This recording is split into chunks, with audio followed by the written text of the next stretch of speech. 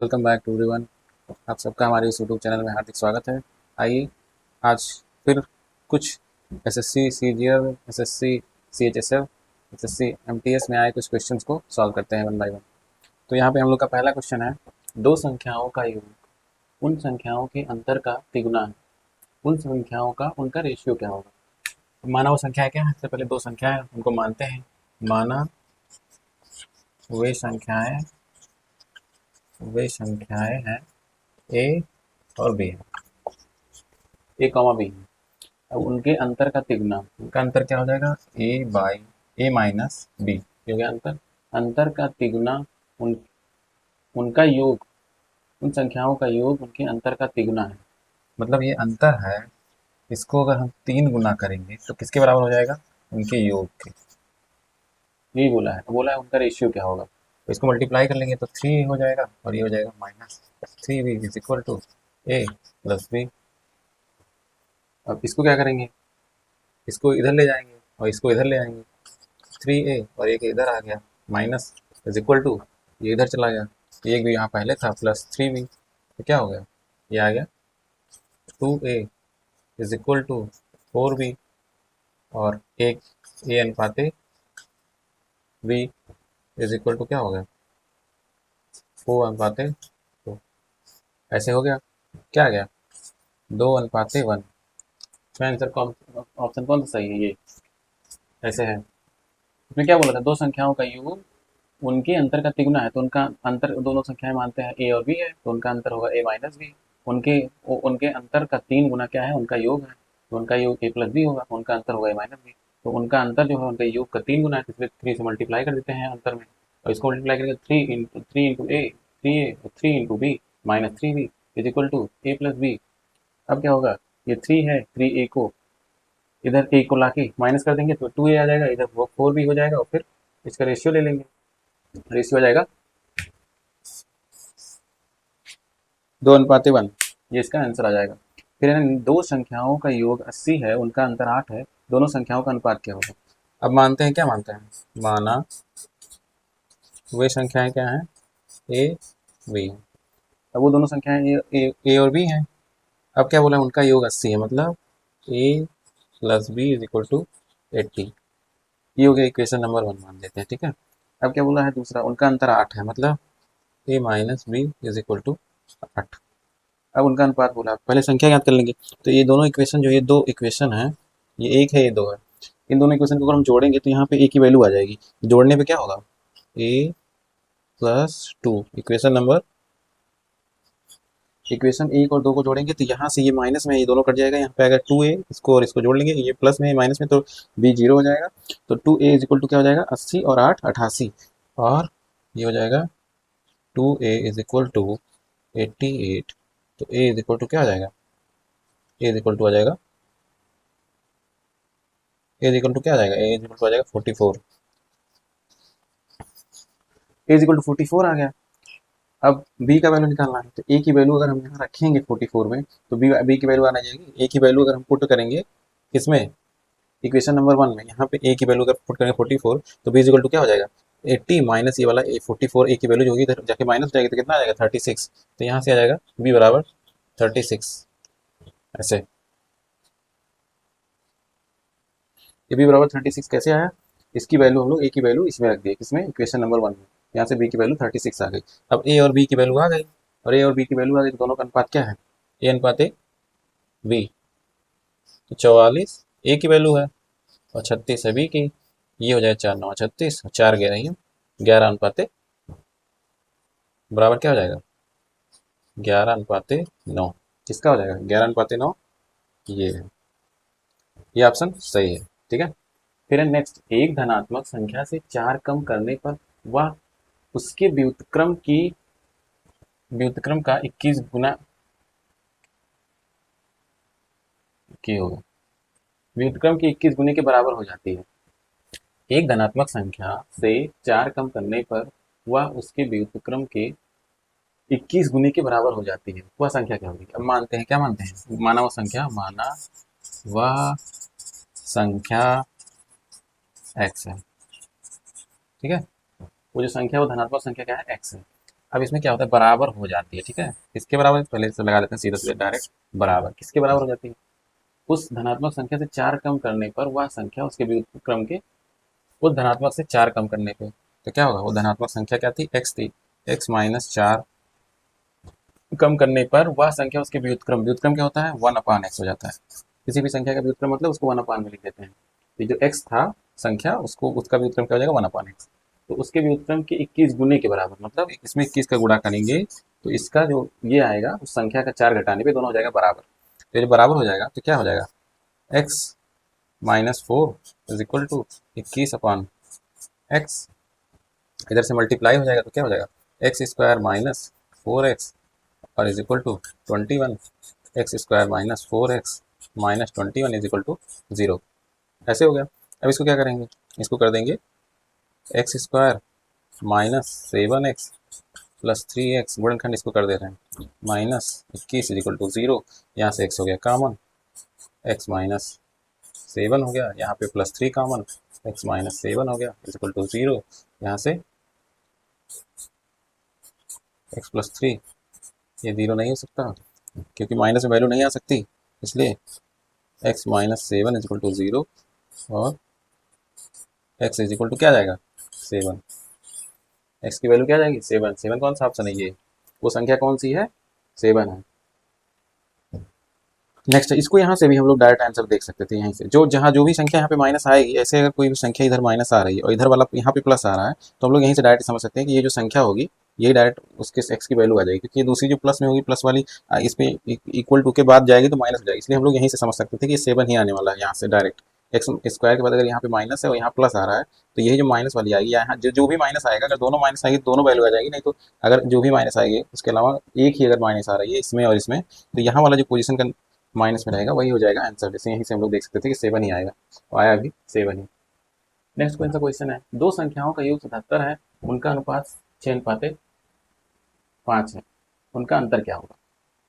अब मानते क्या है, मानव संख्याएं, माना वे संख्याएं, मानव संख्याएं 6x तथा 5x है।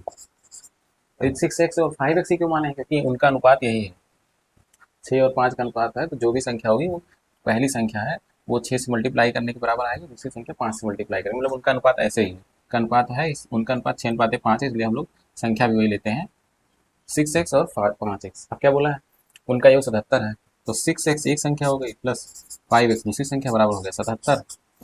अभी 6 5 11x हो गया, 11x बराबर 77, तो x बराबर कितना आ जाएगा, x बराबर आ जाएगा 7। x बराबर 7 अगर आ गया, उनका अंतर क्या होगा, एक्स बराबर 7 आ गया। अब दोनों वैल्यू निकालनी है, एक्स बराबर अगर 7 आ गया तो एक संख्या क्या थी, 6x थी, तो 7 इंटू 6 इज इक्वल टू 42 आ गई पहली संख्या, ठीक है। पहली संख्या आ गई कितना, 42। दूसरी के लिए क्या है, 5x, तो 5 इंटू एक्स की वैल्यू क्या है यहाँ पे 7, 5 इंटू 7 कितना हो गया 35, तो 35 आ गई दूसरी संख्या। एक संख्या जो 65 ये इसका है 6x का, और ये 35 है इसका, तो दोनों संख्याएं आ गई। अब पूछा एक्चुअली क्या है, दोनों संख्याओं को नहीं पूछा, वो पूछा है उन दोनों का अंतर कितना होगा, तो अंतर क्या है, इसमें से इसको घटा देंगे, तो 42 माइनस 35 इज इक्वल टू 7। 7 कौन सा ऑप्शन है, ये वाला, ये सही हो गया, ठीक है। हम लोग यहाँ पे थोड़ा शॉर्ट करते हैं, क्योंकि एग्जाम में उसको फास्ट में ही करना होता है, उसको फुल डिटेल में ही नहीं करना होता है, इसको बस समझना होता है, ट्रिक वाइज फास्ट फास्ट में ही करना होता है, आधी चीज़ें इसमें माइंड में ही करना पड़ेगा, इतना टाइम नहीं मिलता है। दो दो धनात्मक संख्याओं का अंतर 220 है, यदि बड़ी संख्या का 7.6% छोटी संख्या का 12.4% है, तो दोनों संख्याओं का योगफल क्या होगा। तो इसमें क्या है, चूंकि क्या बोला है इसमें,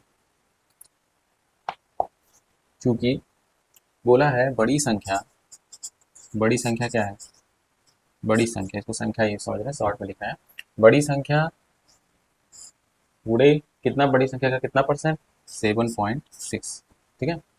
किसके बराबर है, किसके बराबर, छोटी संख्या के, तो ये हो गया छोटी संख्या, छोटी संख्या के 12.4%, ये लिख दिया 12.4% के बराबर।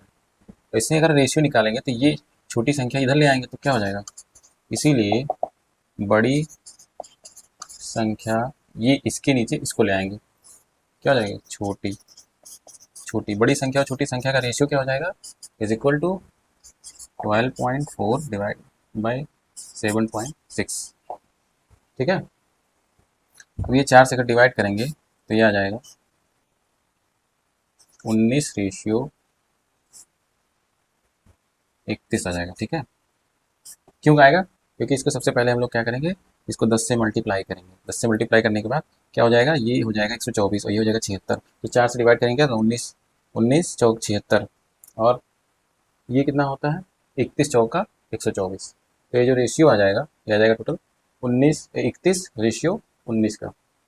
अब क्या होगा, 31 रेशियो, अब कहीं भी अगर अनुपात आता तो हम लोग क्या करते थे, उसी अनुपात को क्या मानते थे, एक्स में। जैसे कि ये था 6:5 था तो संख्याओं क्या मानते थे, 6x और एक 5x। ऐसे जब अनुपात आ गया, दोनों संख्या, बड़ी संख्या और छोटी संख्या का अनुपात आ गया 31:, इसको लाइए थोड़ा डिटेल कर देते हैं, नहीं तो कन्फ्यूजन होगा थोड़ा।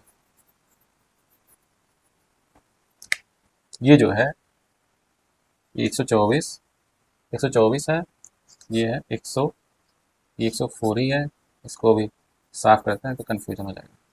ये 7:7, 7.4, 7:6। इसको क्या करेंगे, 10 से मल्टीप्लाई कर देंगे बोथ साइड, ऊपर और नीचे 10 से मल्टीप्लाई करके करेंगे तो क्या हो जाएगा, 124/73। अब इसको किससे काटेंगे, 4 से, 4 से काटेंगे कितना आएगा, 19 आएगा। ये 4 से काटेंगे तो कितना आएगा, 31 आएगा। अब कितना आ गया, रेशियो आ गया 31:19। किसका, बड़ी बड़ी संख्या अनुपात छोटी संख्या। बड़ी संख्या और छोटी संख्या का अनुपात जो आ जाएगा वो आ जाएगा 31:19 का। अब क्या होगा, बड़ी संख्या क्या हो जाएगी, माना, यहाँ से माना लगाना पड़ेगा, माना बड़ी संख्या 31x तथा छोटी संख्या क्या होगा, यहाँ पे जब 31 आएगा तो ये कितना हो जाएगा, 19x। ठीक है, 19x हो जाएगा। अब क्या बोला है, दोनों का अंतर, एक चीज यहाँ पे दिया था, दोनों का अंतर कितना है, 1024। तो अगर बड़ी संख्या को हम 31x मान रहे हैं और छोटी संख्या को 19x, तो क्या करेंगे, अंतर क्या हो जाएगा, 31x minus 19x is equal to, अंतर कितना है यहाँ पे, 1020 है, 1020 कर देंगे। यहाँ से 31 में से 19 गया, आ गया 12x, 12x is equal to 1020। तो x इज इक्वल टू कितना हो जाएगा, 12 से अगर इसको डिवाइड करेंगे तो 12×8 = 96, 12×5 = 60। x की वैल्यू कितना आ जाएगी, x की वैल्यू आ जाएगी 85, x की वैल्यू आएगी 85। अब दोनों का पूछा क्या है, दोनों का योग पूछा है। तो 31x एक वैल्यू थी और दूसरी वैल्यू कितनी थी, 19x बराबर हो गया 50x और x की वैल्यू कितनी है, 85। तो 50 और 85 कितना हो जाएगा, ये 85 में अगर इसका मल्टीप्लाई करेंगे तो आ जाएगा, 10 से करेंगे तो आ जाएगा 8×50 और 5 425, 425 ये जाएगा 42×50, 85×5, 85×5 425 हो जाएगा और एक 0 और है। ठीक है, तो हो जाएगा 42×50 उनका योग, ये जो योग आएगा इनका जाएगा 42×50 कहाँ है, 42×50 राइट आंसर। फिर नेक्स्ट है, 4 अंकों की सबसे बड़ी संख्या में कौन सी सबसे छोटी संख्या जोड़ी जाए कि योगफल 307 से पूरी तरह विभाजित हो जाए। ठीक है, योगफल 307 से पूरी तरह विभाजित हो जाए। तो 4 अंकों की सबसे बड़ी संख्या क्या होती है, 4 अंकों की सबसे बड़ी संख्या देखते हैं। 4 अंकों की सबसे बड़ी संख्या बराबर 999 4 बार, ये हो गया। अब बोला है सबसे बड़ी संख्या में कौन सी छोटी संख्या ऐड की जाए कि योगफल कितने से पूरी तरह विभाजित हो जाए। तो हम लोग क्या करते हैं, पहले से विभाजित कर लेते हैं, ऐसे लगाए, ये देखिए 9 9 9 9 307 से सीधा सीधा डिवाइड कर लेते हैं। 307 को 3 बार ले जाएंगे तो 300 आ जाएगा, और 7 है तो 7 या 21, तो 3 बार चला जाएगा तो हो जाएगा 921। ठीक है, 300 × 3 करेंगे तो 900 आ जाएगा, फिर ये 7 भी 7 या 21, 921 हो जाएगा। अब इसको अगर माइनस करेंगे तो आ जाएगा 78। ठीक है, 9 में से 1 गया 8 और 9 में से 2 गया 7, ये हो गया। इधर फिर ये 9 और उतार लिए। अब क्या है, ये कितनी बार जाएगा, 2 बार और जाएगा। ठीक है, ये 2 बार जाएगा कितना आएगा, 300 दूना 600, 7 दूना 14, तो 600 कितना आ जाएगा 14। अब ये कितना बच रहा है, ये आ गया 5, ये आ गया 7 और ये आ गया 1। ठीक है, 175 आ गया। अब 175 को अगर ये बोला है कितना और ऐड करें, 175 ऑलरेडी सबसे बड़ी संख्या जो है 4 अंकों की, उसमें 175 ऑलरेडी शेष बच रहा है। तो इसको अगर एक बार मान लीजिए और ले जाना है हमको, तो 307 टोटल चाहिए। तो 307 में 175 कितना कम है, तो 307 में से माइनस कर देंगे कितना, 175, 175 माइनस कर देंगे तो हो जाएगा 2, फिर 10 3, ये जाएगा 3, फिर 2 में से 1 गया 1, 132 आ जाएगा आंसर। 132 ऑप्शन कौन सा है, ये वाला। तो यहाँ पे इसको अगर हम लोग चेक करना चाहें कि 132 जोड़ने पे कितना आएगा चार अंकों की सबसे बड़ी संख्या में, चार अंकों की सबसे बड़ी संख्या होती है 9,999, इसमें 132 जोड़ेंगे तो आ जाएगा तुम्हारा 10,131।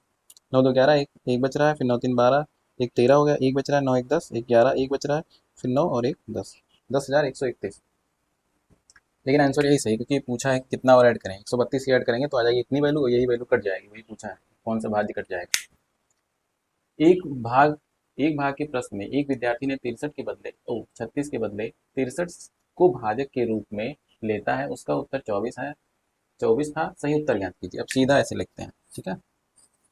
ये क्या होता है, ये होता है भाज, जो अंदर यहाँ पे लिखा जाता है, ठीक। यहाँ जो होता है ये होता है भाजक, इसको भी कॉन्सेप्ट समझते हैं। और यहाँ पे क्या होता है, भागफल, ठीक। और यहाँ जो भी आता है ये होता है शेषफल, ठीक, ये होता है शेषफल। अब उसमें क्या बोला है कि एक विद्यार्थी 36 के बदले 63 को भाजक के रूप में लिखता है, तो इसका मतलब है भाजक के रूप में ये 63 यहाँ पे एक वैल्यू लिखी है। तो हम लोग को भाज्य मान लीजिए निकालना है। सबसे पहले भाज्य निकालने क्या है, भाजक लिखा है कि 63 है, 63 ले लिया है, और भागफल जो है उसका उत्तर कितना रहा है, उसका उत्तर है 24। यानी कि ये जो उत्तर यही तो होता है, जब कहीं भी भाग दिया जाता है तो उसका जो यही आता है, अगर शेष नहीं बच रहा है तो जो यही आता है वही आंसर होता है। अगर शेष बच रहा है तो इसको शेष को भी ऐड करते हैं, नहीं तो यही जो भागफल आता है यही होता है आंसर। उसमें क्या बोला है कि आंसर उसका जो है वो आ रहा है 24, तो 24 मतलब क्या आ रहा है, भागफल जो है वो 24 आएगा। और भाजक किसको लिया है, वो 36 के बदले लिया है 63 को, यानी भाज्य बराबर हो जाएगा भाजक गुणे भागफल, ठीक है, ये भागफल हो जाएगा। अगर शेष नहीं बच रहा है तो भाजक और भागफल को अगर मल्टीप्लाई कर देंगे तो भाज्य आ जाएगा, ठीक है। अब यहाँ पे भाजक कितना वो लिया था, वो लिया था 63, यहाँ लीजिए 63 इंटू भागफल उसके में कितना रहा है 24, इसको अगर मल्टीप्लाई कर देंगे अब कितना आ जाएगा, ये इसको मल्टीप्लाई करते ही नहीं, छोड़ देते हैं ऐसे ही। अब ये भाग जाएगा इतना, मतलब असली वैल्यू इतनी आ गई, ये वैल्यू हम लोग को मिल गई। ये वैल्यू कितना आ गई, ये वैल्यू आ गई है यहाँ पे, इसका वैल्यू आ गया है। अभी इसको मल्टीप्लाई नहीं करते हैं, ऐसे रखते हैं, ठीक है। ये आ गया भाज्य वैल्यू। अब क्या बोला उसको, किसके बदले क्या था, 36 के बदले, मतलब सही जो भाजक था वो 36 था। अब इसको 36 से हम लोग को डिवाइड करना है। 36 से क्या करेंगे, ये 63 है,